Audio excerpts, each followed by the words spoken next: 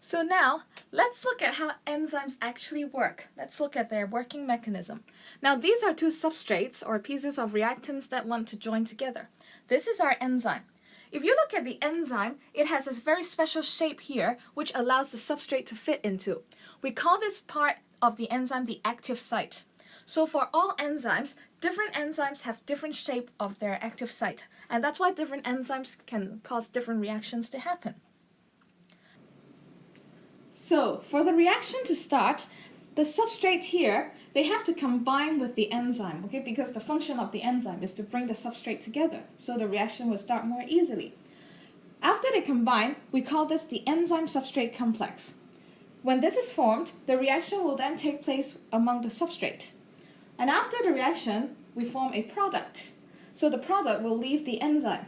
The enzyme will be released in its original form. It will remain unchanged, so the enzyme can be reused. The substrate and the enzyme are described as lock and key, because just like the lock and its specific key, only one key can fit into the same lock.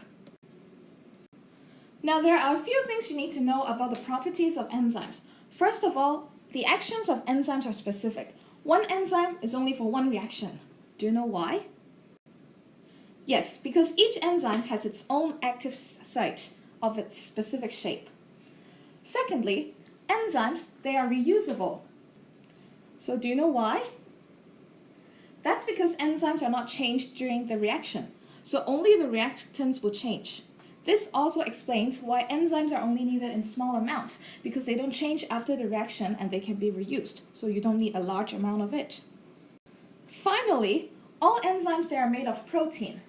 So because they are made of proteins, it makes them especially easily affected by temperature and pH. We will learn more about this in the next video.